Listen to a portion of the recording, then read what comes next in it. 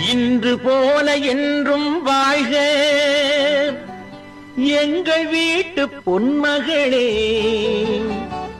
வாழை கன்று போல தலைவன் பக்கம் நின்றிருக்கும் குலமகளே. திருநிறை செல்வி மங்கையர்க்கரசி திருமணம் கொண்டாள் இனிதாக.